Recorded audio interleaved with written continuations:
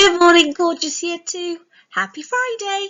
Today we are going to pull all of your learning from the week together and make a comparison, which means to see what's the same and what's different between Gwajo and Bristol. So, before we start our comparisons, I just wanted to show you a couple of the places we discovered when we were researching Gwajo. The first is the Hong Fu Temple, and I wanted to show you this because the architecture, the way the building is built, is so different to traditional architecture in Britain.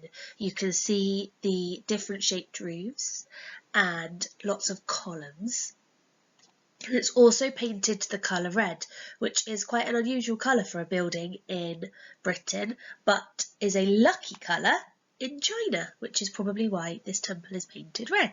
You can see the golden statue in the middle of the courtyard, and you can see all sorts of greenery in the background, which tells me that this is probably built in the middle of a forest. I just thought it was really interesting looking and I wanted to show you. The next thing I wanted to show you is the Dragon Palace caves in Gwajo. These are naturally occurring underground cave systems, and they have stalactites, as you can see on the roof of the cave, and a big waterfall. The lights obviously would have been added in later.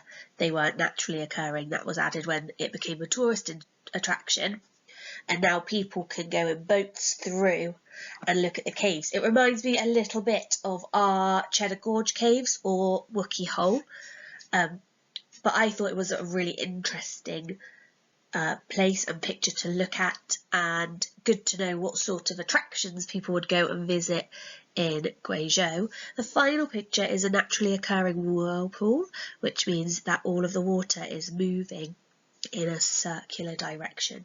So those are just two really cool places I discovered in my research about Gwajo. Let's move on to today's task. So, I have included all 3 of the postcards we got this week to prompt your thinking. I've included some key language in red, which may well be things that you need to or you would like to include in your comparison.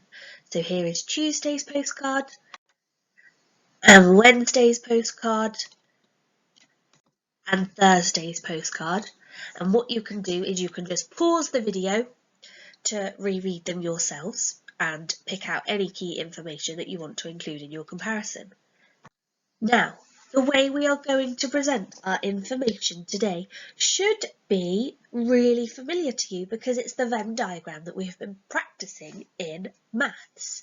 You have a circle for Gwajo, you have a circle for Bristol, and where it overlaps, you will include any things that are features of both Gwajo and of Bristol. The example I've included is the temperature. We read that the temperature is quite similar, so I've included that in the circle in the middle.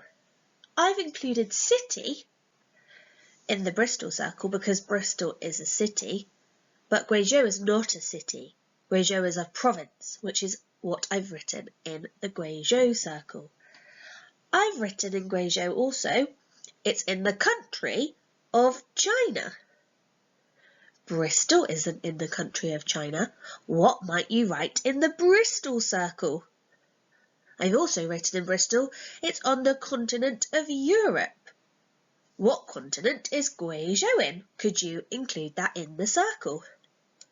On the outside of the Venn diagram, I have written planet, because neither Gwajo or Bristol are a planet, and I've written continent because they're not a continent either.